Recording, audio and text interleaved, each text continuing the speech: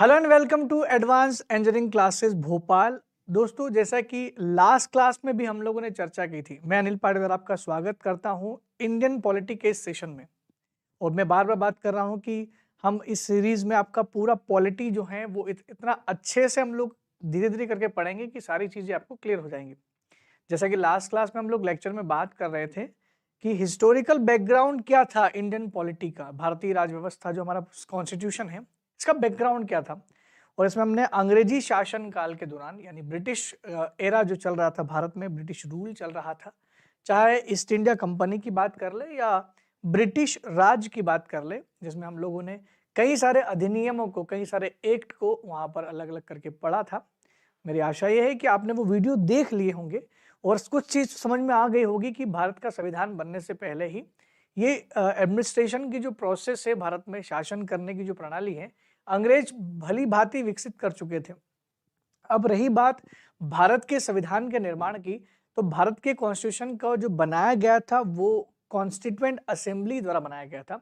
इसलिए आज का हमारा जो हमारा टॉपिक है वही है संविधान सभा। तो कॉन्स्टिट्यूएंट असेंबली ऑफ इंडिया की बात करें तो भारत के संविधान सभा की बात करें, जिसने भारतीय संविधान को बनाया था, कॉन्स्टिट्यूशन ऑफ इंडिया को बनाया था। आइए एक एक करके इस प्रोसेस को भी समझने का प्रयास करते हैं कि कैसे भारतीय संविधान को आखिरकार बनाया गया था। मैं आपको बता दूं कि सबसे पहले ये आइडिया, जो भारत के संविधान को बनाने का जो आइडिया था, वो जिस व्यक्ति ने दिया था उनका नाम था M N Roy. M N Roy साहब की बात करें तो ये व्यक्ति बहुत महान व्यक्ति थे, कोई ऐसे वैसे व्यक्ति नहीं थे। आज वर्तमान में आपने एक पार्टी का नाम जरूर सुना होगा, CPI, communist party of India. 1925 में जब कम्युनिस्ट पार्टी ऑफ इंडिया बनी थी तो कम्युनिस्ट पार्टी ऑफ इंडिया के जो फाउंडर मेंबर थे, जिन्होंने बनाया था इसको, वो थे M N Roy. M N Roy वो पहले व्यक्ति है जिन्होंने दुनिया के संविधान को पढ़ के सोचा कि भारत में भी इस तरह की व्यवस्था होना चाहिए। उन्होंने बोला कि भारत में राजा महाराजा को वापस ला करके लाने की जरूरत थोड़ी ना है, कि राजा महाराजा बहुत अच्छे से शासन थोड़ी ना करते थे, वो तो अपने शासन को बढ़ाने के चक्कर में दूसरे राजाओं से लड़ते थे। और किसी भी राजा को पैन इंडिया लेवल पर पूरे भारत पर राज करने का कोई अनुभव तो है ही नहीं। तो कैसे किसी व्यक्ति को देश का राजा बना करके हम अंग्रेजों को भगा करके उनको ले आए। तो इन्होंने एक आइडिया दिया कि जब अंग्रेज भारत छोड़ के जाएंगे तो हम लोग देश में संविधान बनाएंगे और देश में लोकतंत्र की स्थापना करेंगे। कॉन्स्टिट्यूशन बहुत ही अच्छी चीज है, उन्होंने इसके बारे में सुना पढ़ा था। तो इन्होंने सबसे पहले ऑफिशियली डिमांड की, अगर आपसे प्रश्न पूछा जाए कि सबसे पहले भारत में संविधान की औपचारिक घोषणा किसने की या मांग किसने की, who rises the demand officially, who rises the demand of constitution of India, पहली बार ऑफिशियली डिमांड जो की थी वो थी एम एन रॉय के द्वारा। तो चलिए एम एन रॉय के बाद बात करते हैं। लेकिन मुझे आप बताइए 1934 में एम एन रॉय ये डिमांड करते, 1934 में, क्या 1934 में इंडिया आजाद हो गया था? आप बोलोगे नहीं सर, इंडिया तो उस समय गुलाम था। 1934 की बात कर रहे हैं, देश कॉलोनी था ब्रिटिश गवर्नमेंट की। जब देश ब्रिटिश सरकार की कॉलोनी था 1934 में, एक गुलाम देश में किसी व्यक्ति की बात, अकेले इंसान की बात को क्या कोई सुनेगा? आज 2023 चल रहा है, 2023 में भी अगर आप सड़क पर सरकार के खिलाफ अकेले नारा लगाने के लिए खड़े हो जाओगे तो आपको कोई शायद कुछ सुनेगा भी नहीं, और ट्रैफिक की आवाज में शायद आपकी आवाज भी कहीं दब के रह जाएगी। दोस्तों, जब तक किसी व्यक्ति के पीछे लोगों का पावर नहीं मिलेगा तब तक सत्ता तक वो बात पहुंचेगी नहीं। न्यूज वाले क्यों अकेले आदमी की बात छापने लगेंगे? लेकिन इस अकेले आदमी की बात को इसलिए नहीं सुना गया क्योंकि अकेले थे और देश गुलाम था और अंग्रेज के हाथ में सत्ता थी। एम एन राय साहब को पता था कि कांग्रेस ये काम कर सकती है। उन्होंने कांग्रेस की सहायता से, कांग्रेस के द्वारा भी ये बोला गया कि भाई हाँ, हमें ऑफिशियली डिमांड की, हम डिमांड कर रहे हैं कि हमें संविधान चाहिए। 1935 में भारतीय राष्ट्रीय कांग्रेस के द्वारा भी जवाहरलाल नेहरू ने कॉन्स्टिट्यूएंट असेंबली में फाइनली डिमांड की formation of constitution, constituent assembly, संविधान सभा की। संविधान सभा को बनाया जाए, ये शब्द आया था कि संविधान सभा की मांग उठी थी ऑफिशियली। ये कांग्रेस के इस अधिवेशन में उठी थी 1935। 1938 में तो उन्होंने और बोल दिया था कि भाई हमें स्वतंत्र भारत के लिए संविधान तो बनाना ही है। स्वतंत्र भारत के लिए जो संविधान बनाना है, उस इंडिपेंडेंट इंडिया के लिए जो कॉन्स्टिट्यूशन बनाएंगे, उसके लिए हम लोग क्या डिमांड कर रहे हैं? एक कॉन्स्टिट्यूएंट असेंबली डिमांड कर रहे हैं। और ये संविधान सभा के all the member of Constituent assembly, ये ध्यान रखना, सभी जो मेंबर होंगे वो होंगे इंडियंस। सभी मेंबर कैसे होंगे? वो इंडियंस होंगे, भारतीय होंगे। और यही मांग इनकी थी कि बिना भारतीय लोगों के हम लोग ये काम नहीं कर पाएंगे, क्योंकि 1927 में हम लोग देख चुके थे। क्या देख चुके थे 1927 में? 1927 में हमको समझ में आ गया था कि अंग्रेज मनमानी करते हैं, और 1927 में साइमन कमीशन नाम का एक कमीशन भारत में आया था, जिसमें सातों के सात मेंबर ब्रिटिश गवर्नमेंट के मेंबर थे। एक भी व्यक्ति इंडियन को नहीं लिया गया था। तभी हमने समझ लिया था कि अगर देश का संविधान बनाना है तो उसे हमें खुद बनाना पड़ेगा, और भारत का संविधान भारतीयों द्वारा बनाया जाना चाहिए। Indian constitution should be made by Indians. ये जो लाइन कही गई है, जो स्टेटमेंट है, ये महात्मा गांधी का है। महात्मा गांधी ने ये शब्द कहा था। तो अगर आपसे पूछा जाए कि किसने कहा था कि भारत का संविधान भारतीयों के द्वारा बनाया जाना चाहिए, कि who stated that the statement that is Indian constitution should be made by Indians या प्रिपेयर्ड बाय इंडियंस, इंडियन ही बनाएंगे, ये स्टेटमेंट महात्मा गांधी का था। क्योंकि महात्मा गांधी से जब मौलाना अबुल कलाम आजाद साहब, जो भारत के फर्स्ट एजुकेशन मिनिस्टर थे, पहले शिक्षा मंत्री थे, मौलाना अबुल कलाम आजाद, मौलाना अबुल कलाम आजाद से जब मौलाना अबुल कलाम आजाद जब गांधी जी से पूछ रहे थे, उन्होंने बोला कि गांधी जी, आपको पता है कि देश के जो आपके चहेते नेता लोग हैं, वो देश का आईन लिख रहे हैं, आईन मतलब कॉन्स्टिट्यूशन, संविधान लिख रहे हैं, तो आप क्या विचार देना चाहेंगे? तो गांधी जी ने सिंपल शब्दों में कहा था कि ये जो भी बना रहे हैं बस अंग्रेजों के हाथ ना चढ़ जाए, जो भी बना रहे हैं खुद बना ले, भारतीय बनाए तो ज्यादा बेहतर है। यही मैं कहूंगा, अंग्रेजों को इन्वॉल्व ना ही करे तो ज्यादा बेटर है। इसी वजह से इनकी डिमांड क्या थी इंडियन नेशनल कांग्रेस की, कि हम ही बनाएंगे, बाकी दूसरों को नहीं बनाने देंगे। ठीक है, लेकिन 1938 तक आते आते किसी ने बात मानी नहीं। वो तो हुआ ये कि 1940 में एक प्रस्ताव आया था जिसका नाम था अगस्त ऑफर। इसको क्या बोलते हैं? अगस्त ऑफर, अगस्त प्रस्ताव कहा जाता है इसको, अगस्त। इसी अगस्त प्रस्ताव की वजह से, इसी अगस्त प्रस्ताव में कॉन्स्टिट्यूएंट असेंबली के फॉर्मेशन को स्वीकार कर लिया था कि ठीक है, हम भारत के लिए संविधान सभा बनाएंगे। इन्हें ये बिल्कुल नहीं कहा था कि भारतीय लोग बनेंगे जो भी, लेकिन हाँ, हम बनाएंगे, ठीक है बनाएंगे। क्यों बोला था? उसके पीछे भी रीजन था। 1940 याद करो दोस्तों, इस समय कौन सी घटना दुनिया में चल रही थी?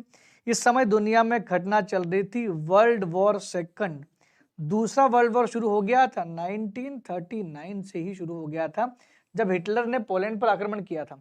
हिटलर ने पोलैंड पर आक्रमण कर दिया था, जिसके साथ ही दुनिया का दूसरा वर्ल्ड वॉर शुरू हो गया था। और इस दूसरे वर्ल्ड वॉर के साथ ही अंग्रेजों को लड़ने के लिए भारतीय सैनिकों की जरूरत तो पड़ेगी ना। और भारतीय लगातार मांग कर रहे थे, हम तो विरोध ही कर रहे थे उनका। हमारे जबरदस्ती सैनिकों को युद्ध में धकेल दिया था। भारतीय राष्ट्रीय कांग्रेस ने विद्रोह किया, मंत्रिमंडल से इस्तीफा दे दिया, सरकार चलाने में इनको डिस्टर्बेंस क्रिएट हुआ। तो इन्होंने बोला ठीक है, अगस्त प्रस्ताव ने मान ली बात कि हम आपके लिए ऑफिशियली हम आपकी बात को जो है मानते हैं और संविधान सभा बनाएंगे आपके लिए। लेकिन अभी हम लोग युद्ध में लिप्त हैं, हम युद्ध में व्यस्त हैं, तो फिलहाल पॉसिबल तो नहीं है। लेकिन फिर भी हम लगातार उनसे मांग कर रहे थे कि भैया बनाओ, कब तक नहीं बनाओगे? तो हुआ है कि फाइनली, जब तक, इससे पहले कि मैं कैबिनेट मिशन 1946 की बात करूं, मैं आपको ले जाना चाहूंगा क्रिप्स मिशन पे।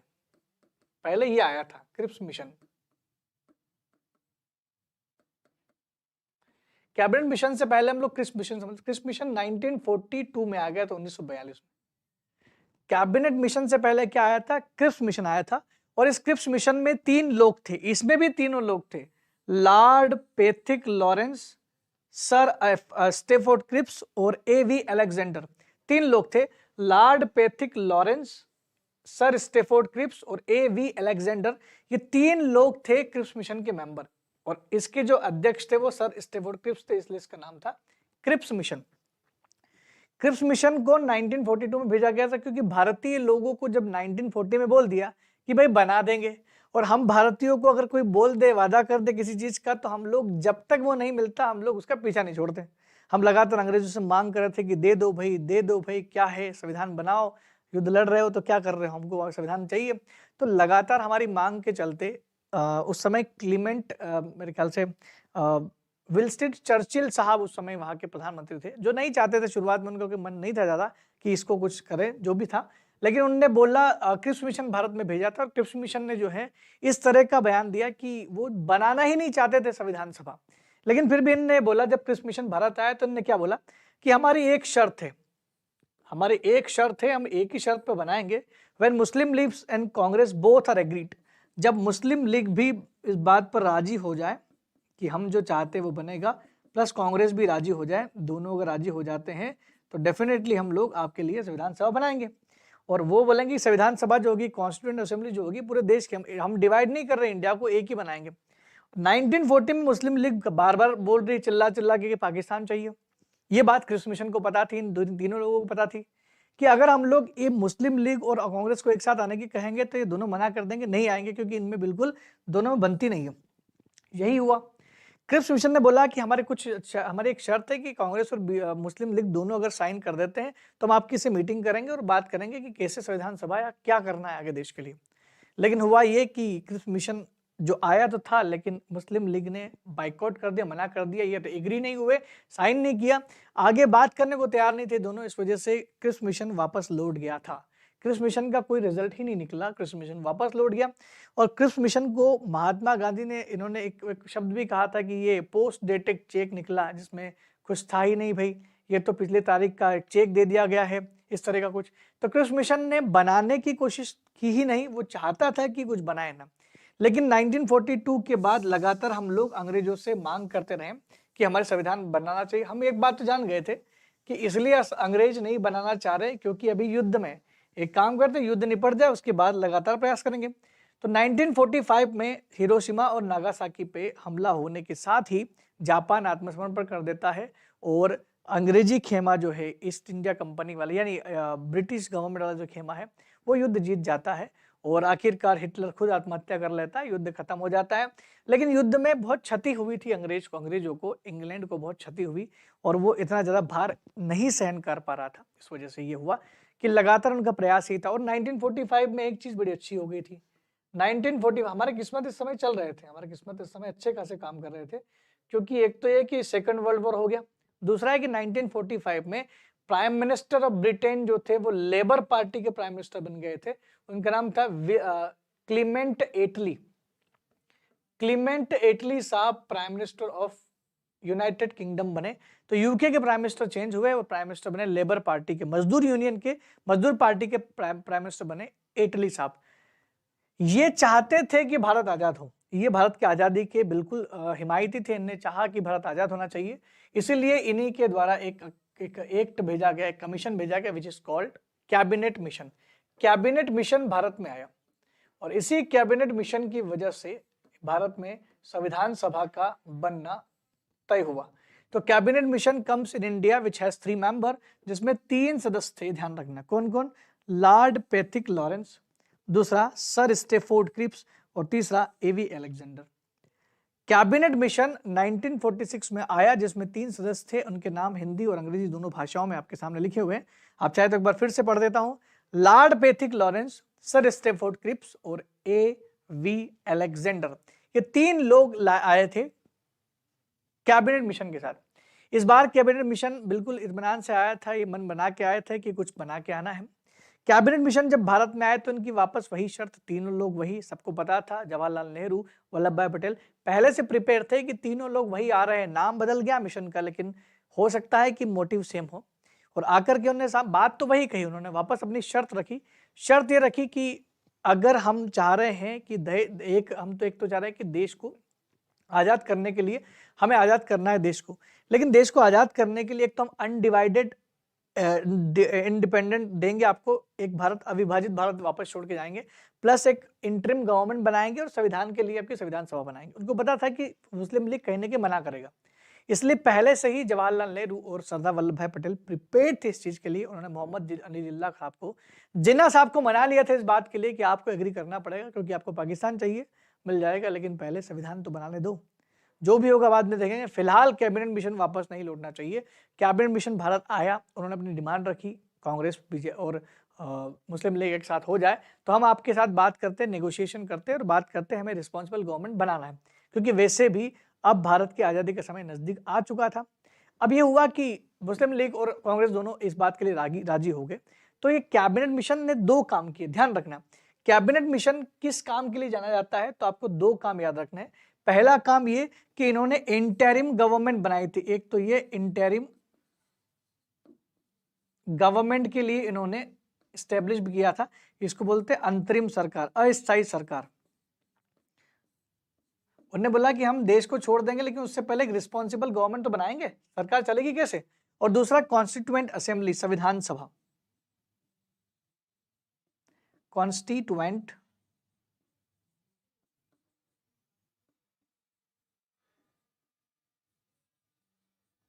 असेंबली। तो हम उन्होंने बोला कि ये दोनों चीज बनाए, संविधान सभा का भी निर्माण किया जाएगा और साथ ही साथ संविधान सभा का भी निर्माण किया जाएगा और साथ ही साथ ये भी कि इंटरिम गवर्नमेंट भी बनाई जाएगी। तो इंटरिम गवर्नमेंट बनाई जाएगी, संविधान सभा का निर्माण किया जाएगा, ये दोनों चीजें यहां से होगी। अब ये था कि इंटरिम गवर्नमेंट में वैसे तो मुस्लिम लीग ने शुरुआत में तो यस बोल दिया कि ठीक हम आपके साथ में हैं, लेकिन जैसे ही अब ये हुआ कि संविधान सभा कैसी बनेगी ये समझ ले जरा। संविधान सभा बनाने को कहा तो उन्होंने कहा कि पूरे देश में अगर हम लोग संविधान सभा की बात करें तो टोटल जो मेंबर होंगे वो 389 मेंबर होंगे देश की पॉपुलेशन के हिसाब से, क्योंकि इन्होंने जो मेंबर बनाए थे 10 लाख लोगों में से एक मेंबर को चुनने की बात कही थी कि अगर हम लोग रिप्रेजेंटेशन की बात करें, प्रतिनिधित्व की बात करें, तो लगभग 10 लाख लोग में से एक व्यक्ति तो प्रतिनिधित्व होना चाहिए।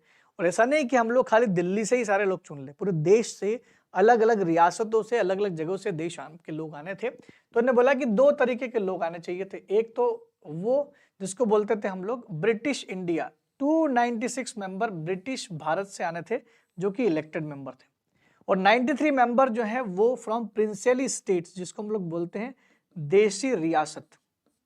अब ये क्या है देशी रियासत, ये थोड़ा समझिएगा, और क्या है ये ब्रिटिश भारत। ब्रिटिश भारत से 296 लोग आने थे, और दूसरी चीज बची हुई है प्रिंसली स्टेट, देशी रियासतों से 93 सदस्य आने थे। ये जो 296 थे इसको भी मैं आपको थोड़ा क्लियर कर दूं कि 296 में से 292 तो इलेक्टेड डायरेक्ट होके आते थे, प्लस जो 4 मेंबर थे वो कमिश्नर थे। कौन कमिश्नर थे मैं आपको बता दूंगा, वो ब्रिटिश सरकार के ही कमिश्नर थे, उनको यहाँ से नियुक्त किया गया। 296 लोग सीधे ब्रिटिश भारत से आए थे। अब ये ब्रिटिश भारत किसको कहेंगे, देशी रियासत, दोनों में अंतर क्या है। जब देश गुलाम था तो मैं आपको बता दूं कि 1857 की क्रांति से पहले भारत में 1857 की क्रांति से पहले भारत में ईस्ट इंडिया कंपनी का शासन चलता था। ईस्ट इंडिया कंपनी के शासन के द्वारा बहुत सारे ऐसे शासक आए, यानी यूं कहें कि गवर्नर जनरल आए, जिन्होंने भारत की रियासतों को हड़पने का प्रयास किया और अंग्रेज की सत्ता में मिलाने का प्रयास किया। बहुत सारी रियासतें मिला ली गई, जो जो रियासतें अंग्रेजी सत्ता में मिलती गई उन सबको कहा जाने लगा ब्रिटिश इंडिया।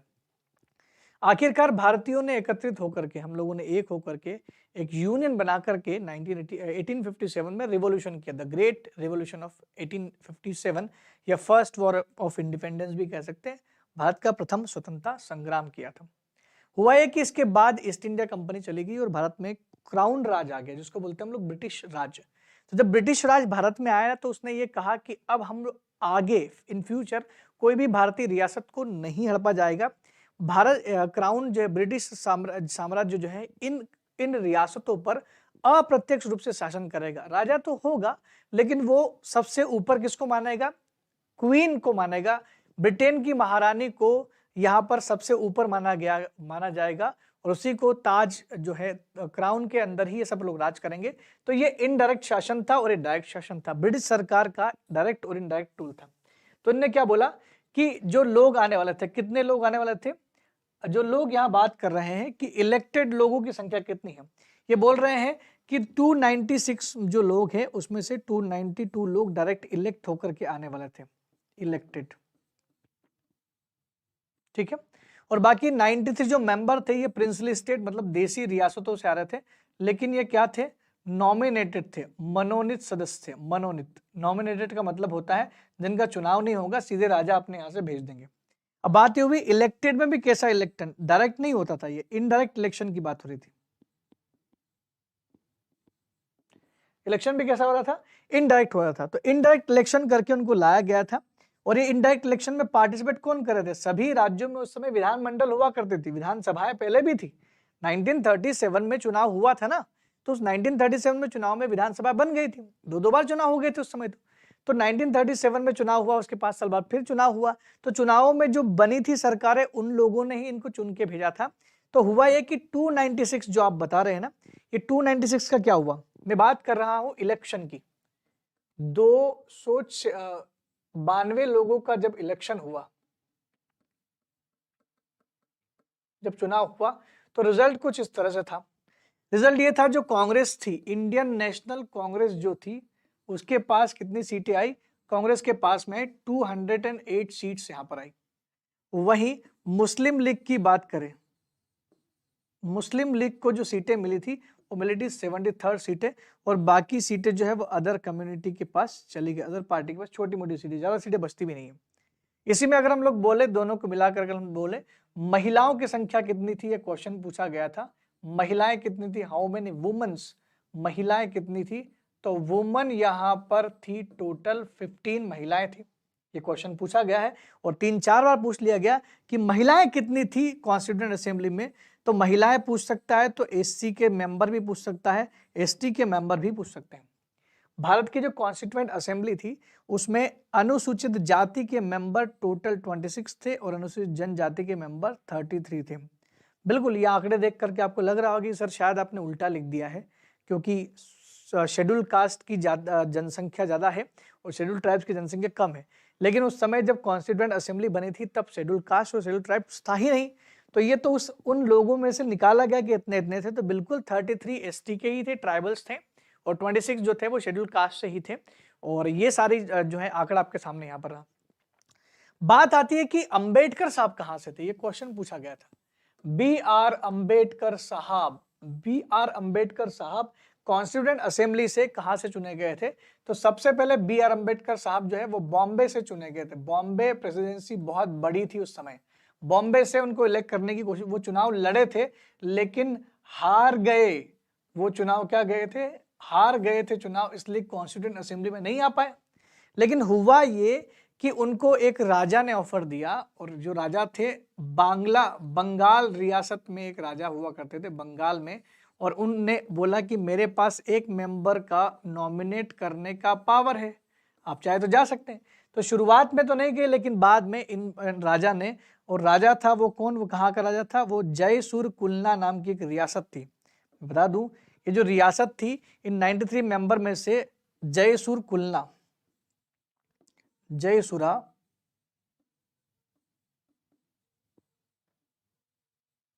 कुलना रियासत, जयसुरा कुलना रियासत जो थी, ये आज प्रेजेंट में बांग्लादेश में है, पाकिस्तान में चली गई थी उस समय, लेकिन इस यहाँ से शुरुआत में बी आर अम्बेडकर साहब को चुन के लाया गया था। इसलिए क्वेश्चन आया था, क्वेश्चन आता है कि बी आर अम्बेडकर संविधान सभा में कहाँ से नॉमिनेटेड हुए थे, मनोनीत हुए थे, तो वो बंगाल में, बंगाल से शुरुआत में थे। बंगाल था उस समय, क्योंकि पाकिस्तान तो बना ही था, 1946 की बात हो रही है, बंगाल से थे।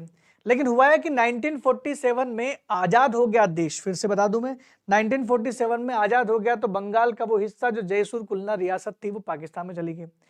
अब कैसे आएंगे अंबेडकर साहब, बी आर अंबेडकर साहब आप वापस से बाहर हो गए उससे।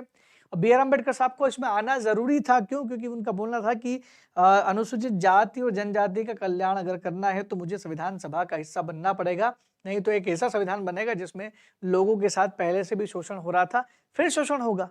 ये शोषण की जो जो जो जो जो सीरीज है खत्म ही नहीं होगी।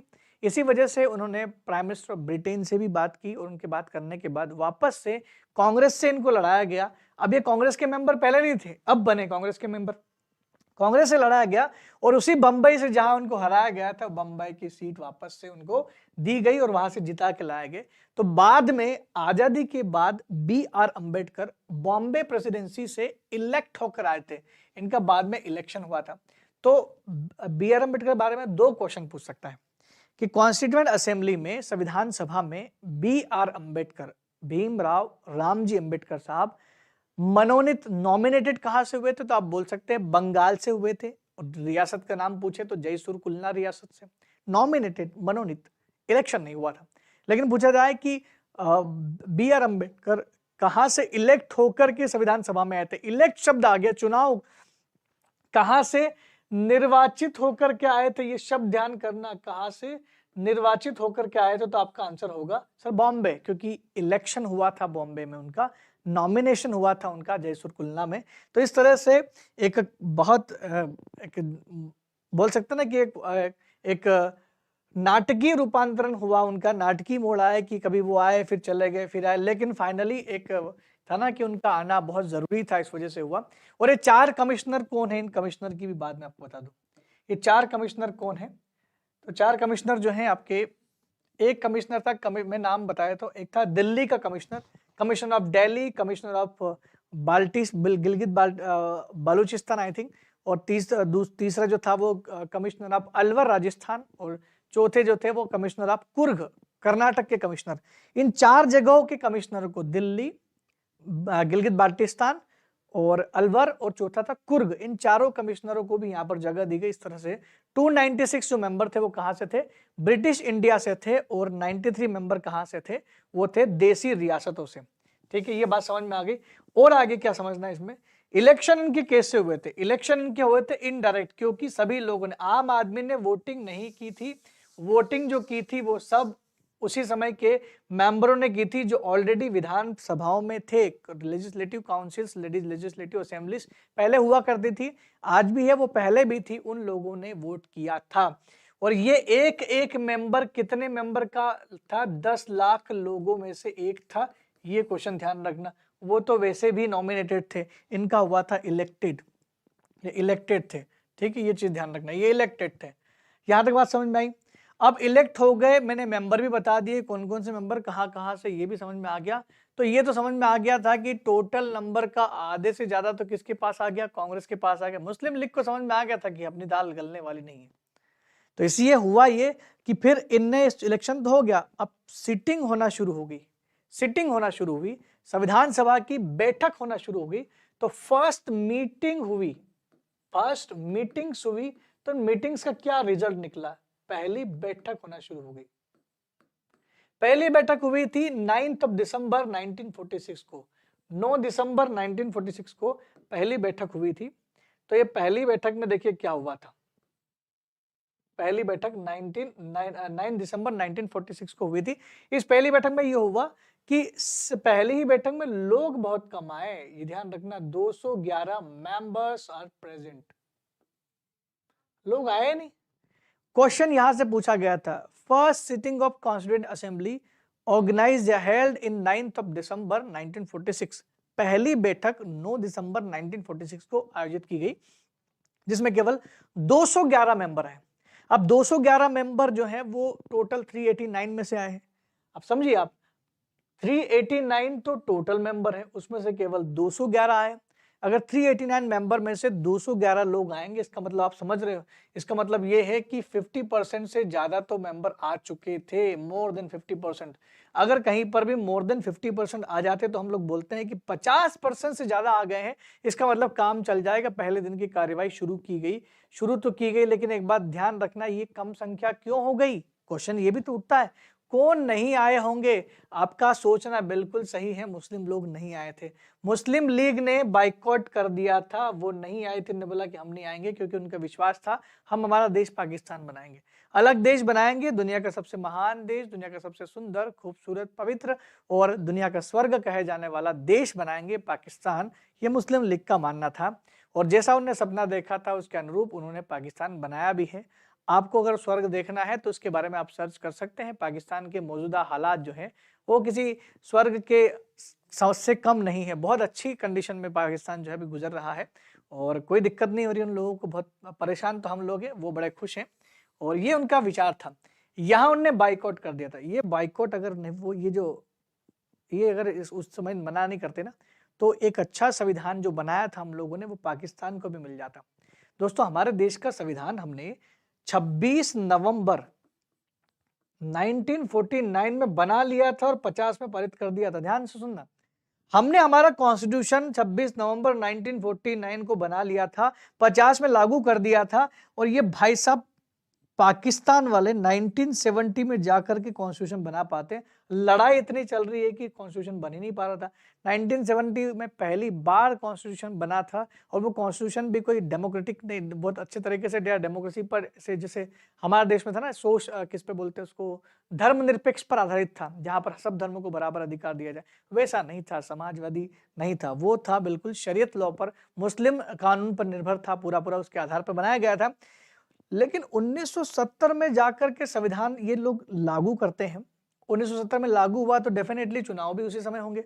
तो चुनाव 1970-71 में जब चुनाव हो रहे थे तो चुनाव के दौरान इतनी बड़ा विवाद हो गया कि एक नया देश बनाना पड़ा, बांग्लादेश। ये बांग्लादेश कभी पाकिस्तान हुआ करता था। पढ़ना अच्छे से बांग्लादेश की हिस्ट्री। बांग्लादेश पहले पाकिस्तान था और यही पाकिस्तान जो है 1970 में टूट गया क्योंकि पहली बार चुनाव हुए। और आज तक का रिकॉर्ड है पाकिस्तान में कोई प्रधानमंत्री 5 साल भी पूरा नहीं कर पाया। कोई प्रधानमंत्री 5 साल कंप्लीट नहीं कर पाया पाकिस्तान में। कुछ लोग बोलते मोहम्मद अली जिन्ना तो बहुत साल तक रहे, तो कोई साल तक नहीं रहे। 6 महीने में डेथ हो गई थी उनकी। तो 6 महीने में डेथ हो गई। और हमारे देश में 3 प्रधानमंत्री ऐसे हैं जो 3-3 बार प्रधानमंत्री बने। Manmohan Singh back to back 2 बार 10 साल पूरे करके चले गए बिना बोले। और प्रधानमंत्री मोदी खुद 2 साल 2 बार हो चुके हैं। तीसरी बार भी जो है जल्दी उनका नंबर आने वाला है, क्योंकि सबको पता है कि क्या होने वाला है। First meeting of Constituent assembly was held on December 9, 1946। इस दिन बनी थी। 211 लोग आए थे। कौन नहीं आए थे तो आपका बोलना होगा कि सर मुस्लिम लीग नहीं आए थे। तो क्या मुस्लिम लीग से इतनी सारी संख्या कम हो गई? मुस्लिम लीग के साथ साथ देसी रियासतें भी नहीं आई थी। रियासतों को भी सिखा दिया इनने कि भैया अपना अपना देश मांग लो, इनके साथ जाओगे तो एक माइनॉरिटी की तरह रहोगे, आपकी कोई इज्जत नहीं होगी, आपके सब राज प्रसाद छीन लेंगे। हालांकि उनने इनको सजेशन तो सही दिया था, लेकिन भारत को एक करना भी तो था। हालांकि कुछ समय बाद ये लोग आना शुरू हो गए थे। लेकिन बात यह है कि उसी दिन सबसे वरिष्ठ व्यक्ति थे सच्चिदानंद सिन्हा। सच्चिदानंद सिन्हा साहब को उस दिन बनाया गया था, उसी दिन बना दिया गया था पहला टेम्परेरी चेयरमैन, अध्यक्ष बनाया था उस सभा का, क्योंकि सबसे वरिष्ठ वही थे। सच्चिदानंद सिन्हा को पहली बैठक का अस्थायी अध्यक्ष बनाया गया था, फर्स्ट टेम्परेरी चेयरमैन या प्रेसिडेंट ऑफ कॉन्स्टिट्यूएंट असेंबली। ये क्वेश्चन पूछा गया था, तो नाम आपको याद रखना, सच्चिदानंद सिन्हा। सच्चिदानंद सिन्हा वो व्यक्ति हैं जो कांग्रेस की पहली बैठक में भी थे। कांग्रेस की पहली बैठक कब हुई थी? कांग्रेस की पहली बैठक 1885 1885 में कांग्रेस की जब स्थापना हुई थी, पहली बैठक हुई थी बंबई में। मेरे ख्याल से वो कोई संस्कृत विद्यालय था वो। तो पहली बार जब संस्कृत विद्यालय बंबई में था, किसी प्राइवेट इंस्टीट्यूशन में इनको बिठाया गया था, और उस समय 72 लोग आए थे महज। उन 72 लोगों में सच्चिदानंद सिन्हा भी एक थे। वो वरिष्ठ व्यक्ति यहाँ भी आए हुए थे और संविधान सभा में संविधान बनाने में उन्हें योगदान भी दिया। उन्हीं व्यक्ति को हमने भारत की संविधान सभा का, कॉन्स्टिट्यूएंट असेंबली का पहला अस्थायी अध्यक्ष बनाया था। क्योंकि पहले दिन की शुरुआत थी तो टेम्परेरी बनाया गया था सीनियर कैटेगरी की वजह से। तो टेम्परेरी प्रेसिडेंट तो हो गए थे उस दिन, लेकिन दिक्कत यह है कि हमें अब अस्थायी चाहिए था, हर दिन बैठक करनी थी। Second sitting